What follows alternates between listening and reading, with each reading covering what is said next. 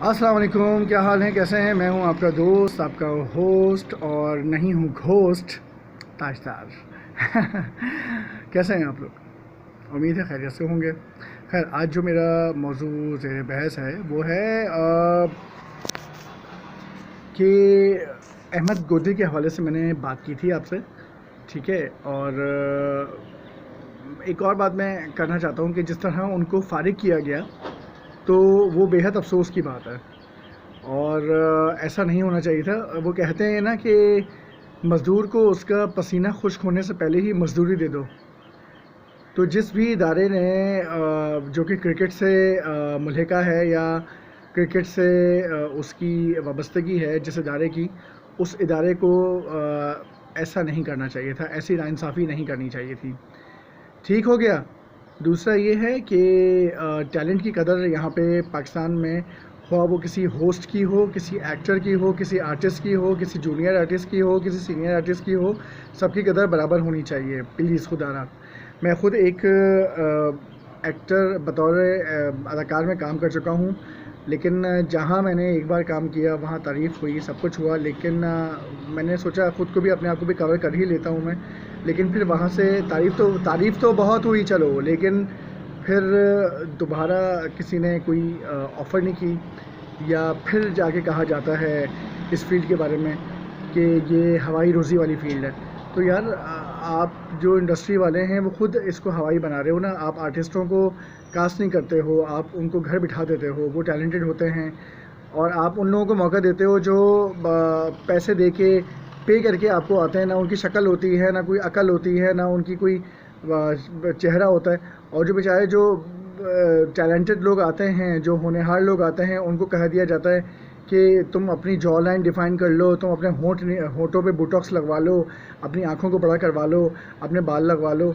मुझे ख़ुद कई बार ऐसी तनकीद का सामना करने को मिला है कि मतलब अगर मैं बहुत अच्छा जिम फिट अपने आप को करके जा रहा हूँ, हेयर स्टाइल भी अच्छा है, सब कुछ है, तो फिर भी कह दिया गया नहीं नहीं वो तुम अपनी साइडों से ज़रा बाल लगवा लो, नहीं नहीं वो क्या कहते हैं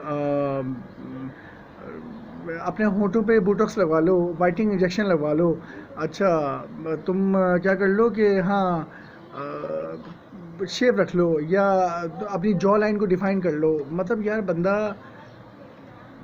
60 दिन से या 30 दिन से अच्छी खासी मेहनत करके, जिम में मेहनत करके, रोटी चावल छोड़ के, और तली हुई चीज़ें छोड़ के, और ठंडा पानी छोड़ के, और बिरयानी छोड़ के, अपने मनपसंद खाने छोड़ के अपने आप को जिम फिट कर रहा है, योगा कर रहा है, सब कुछ कर रहा है, और आप उसको एट द एंड जब सेलेक्ट नहीं करना चाहते, या आपकी अलग से कोई नेपोटिज़म है या लॉबी है, आपका लॉबी सिस्टम है, तो आप एक ही तरह के 13-14 अदाकारों को जो कि जिनमें बास तो सीनियर हैं और बास जूनियर पेड हैं, उनको आप सेलेक्ट कर लेते हो। यार, ये तो बड़ी नाइंसाफ़ी है।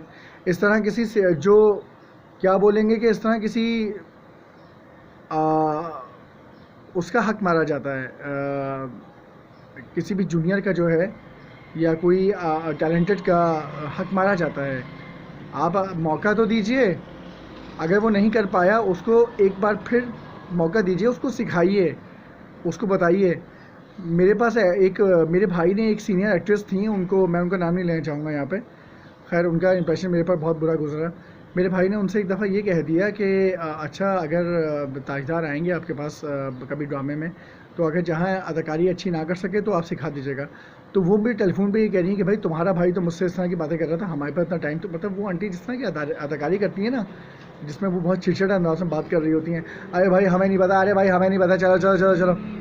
मतलब वो आंटी बाकायदा, उनकी असल में भी ऐसी लैंग्वेज थी, और मैं देख के दंग रह गया कि उन्होंने इस लैंग्वेज में मुझसे बात की है। और उस लैंग्वेज में बात करने के बाद उन्होंने कहा कि हमारे पास इतना टाइम नहीं होता, इतना वक्त नहीं होता फालतू का, कि हम जो हैं वो किसी अदाकार को, वो भी जूनियर अदाकार को हम सिखाते फिरें।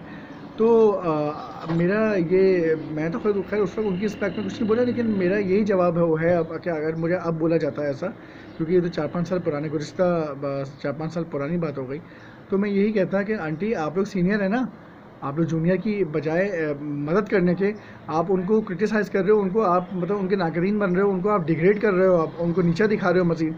यानी कि आपका दौर जवान किरदारों को करने का दौर आपका चला गया, तो आप मतलब लड़कों से भी जल रही हैं और लड़कियों से भी जल रही हैं।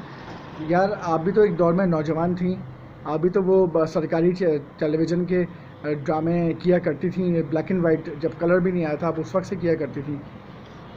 ब्लैक एंड वाइट दौर से याद आया मुझे एक माया नाज, एक बेइंतहा टैलेंटेड, एक ज़बरदस्त एक्ट्रेस बदर खलील, उनकी कदर नहीं हुई, उनकी कदर नहीं हुई। फिर उसके बाद अदनान सामी की कदर नहीं हुई। तो ज़ाहिर है फिर क्या क्या क्या हाल है फिर यहाँ पे टैलेंट का। यहाँ तो वो लोग चल रहे हैं जो पे करके आए हुए हैं, लड़कियाँ लड़के ऐसे आए हुए हैं टेलीविज़न में आ रहे हैं जिनको बोलना नहीं आ रहा, डायलॉग डिलीवरी नहीं आ रही उनको करने, एक्सप्रेशन देना नहीं आ रहा। देखने वाला जो है वो कह रहा है कि यार इससे अच्छा तो फला वो बंदा जो है वो जो स्ट्रगल कर रहा होता है, जिसको इतने छोटे छोटे कैरेक्टर मिल रहे होते हैं, यार वही आ जाता तो वो तो धमाल मचा देता, वो तो ज़बरदस्त हटो बच्चों एक्सप्रेशन देता। ये क्या है, तो ज़रूर ये पे करके आया है। तो ये जो पे करने वाले लोग हैं ना, ये आप लोगों के ही छुड़ाए हुए लोग हैं, ये आप लोगों के ही लगाए हुए लोग हैं, ठीक है ना। फिर वो सही कहा जाता है कि वो जब कहीं कुरानदाजी निकल रही होती है वो किसी प्रोडक्ट में, तो कहा जाता है कि गाड़ी मिलेगी, कैश मिलेगा, मोबाइल मिलेगा, लैपटॉप मिलेगा। होता ये है, वो बचपन से जिस तरह हम सुनते आते थे ना कि हाँ यार वो कुरानदाजी वराजी कुछ नहीं होता, ये लोग अपने रिश्तेदारों को ही दे देते हैं, अपने जानने वालों को ही दे देते हैं। तो यही बात है, इसी को नेपोटिज्म और इसी को लॉबी सिस्टम बोलते हैं, ठीक है। मुझे बेहद अफसोस होता है इस बात पे कि हमारे मुल्क में किसी ख्वाह वो शोबिस हो या कोई भी हो, वहाँ टैलेंट की कोई कदर नहीं होती, ठीक है ना, बिल्कुल भी कदर नहीं होती है। तो टैलेंट की कदर होनी चाहिए भाई, आप लोग होश के नाखून लें। लेकिन एक बात ये भी होती है कि मैं अपने आप को भी ये बात समझाता हूँ, और मैं आने वाले जितने एक्टर्स हैं और जितने अदाकार हैं उनको भी मैं ये बात समझाता हूँ अक्सर कि देखो यार, तुमने अपने नसीब का शोबिस में कोई भी काम करना होगा, वो तुम्हें मिलके ही रहेगा। नसीब का दाना, नसीब का चावल, नसीब की रोटी, नसीब का रायता, नसीब की चटनी, नसीब का दाल चावल, नसीब की बिरयानी, वो तुम्हें मिलके रहेगी। वैसे एक नसीब से याद आया, कोई एक बिरयानी प्रोडक्ट भी इस नाम का है, लेकिन खैर तो कहने का मकसद ये है कि कदर करनी चाहिए भाई, कदर कर लो यार। ख्वाह वो खेल कूद से मुतालिक हो, उस पेशे से मुतालिक हो, या वो अदाकारी से मुंसलिक हो, तो भाई जो टैलेंट है ना उसको आप यूटिलाइज़ कीजिए। अगर आपको लग रहा है वो बंदा ग्रूम नहीं है, आप उस पर थोड़ा सा ग्रूम करके ख़र्चा कर दें। आप खर्चा कर दें, आप लोग अगर सीनियर हैं तो आप लोग थोड़ा सा खर्चा कर दें, थोड़ा सा आप उसको टिप्स दे दें, उसको कुछ अर्सा अपने पास नौकरी पे इस तरह रख लें कि ग्रूम करने में के लिए उसको कुछ पैसे हासिल हो जाएं, उसको ग्रूम करने के लिए कुछ पैसे हासिल हो जाएं, वो अपने आप को ग्रूम कर ले। वो जब उसको पैसे मिलेंगे तो वो अपने आप को ग्रूम कर लेगा, वो अपने आप को अच्छा सा लेके चल लेगा, वो आपके क्राइटेरिया पे या आपके जो तरजीहात पे उतर जाएगा। तो आप ऐसा क्यों नहीं कर लेते? मत वेस्ट करें टैलेंट को। कई लड़के ऐसे हैं, कई लड़कियां ऐसी हैं जिन्होंने ख़ुदकुशी अटैम्प्ट की कि भाई उनको मीडिया में मौका नहीं मिल रहा। अल्हम्दुलिल्लाह मैंने ऐसा कुछ नहीं किया, लेकिन कई बार हाँ ख़्याल आया जहन में कि हाँ यार ऐसा कर लेते हैं, लेकिन नहीं, बतौर मुसलमान ख़ुदकुशी हराम है, और ये ऐसा इंसान लूज़र कहलाता है, ऐसा इंसान मायूसी मतलब मायूसी कुफ़र है, नाउमीदी का शिकार हो जाता है, गुमनामी का शिकार, मतलब अपने आप को गुमनामी का शिकार कीजिए, ना मायूसी का शिकार कीजिए।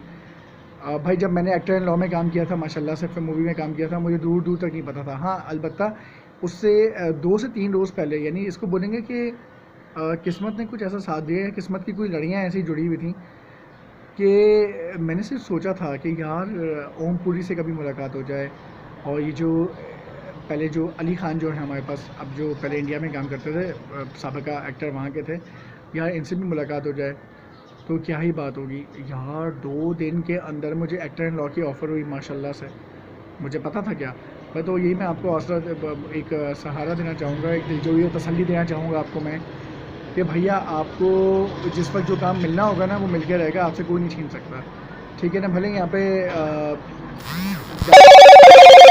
प्रोड्यूसर्स कदर ना करें, तो आपको आपके नसीब का जो दाना है ना वो आपको मिल के रहेगा, आपको आपके नसीब का काम मिल के रहेगा। ये आंटियाँ और ये जो अंकल्स और ये जो यहाँ पे पैसे लेके जो काम करवा रहे होते हैं, ये सिस्टम भी इंशाल्लाह ख़त्म हो जाएगा अगर हमारी इंडस्ट्री अच्छी हो जाए, अगर वो टैलेंट को वाकई सराहे, उसको कॉन्फिडेंस दे, उसको सेट्स पे ही कॉन्फिडेंस दे और उसको अब अदाकारी कैसे नहीं करेगा एक इंसान को, जब तक अब एक जब बच्चा बड़ा हो रहा होता है वो स्कूल ही जाता है ना, स्कूल जाके सब कुछ सीखता है ना, वो घर में तो नहीं सीख सकता बहुत सारी चीज़ें।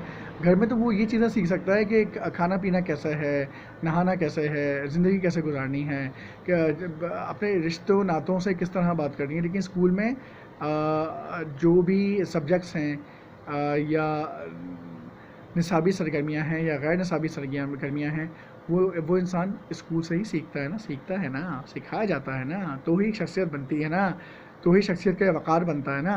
तो बस मेरी ये इल्तमास है कि अहमद गोदिल जैसे टैलेंटेड लोग हैं या मैं हूँ या कोई भी है, उसका टाइम वेस्ट ना करें, उसको मौका दें, प्लीज़ प्लीज़ उसको मौका दें और चांस दे के देखें। लेकिन रिजेक्ट मत करें किसी को भी रिजेक्ट मत करें, ठीक है ना। जज़ाकल्लाह, बहुत शुक्रिया।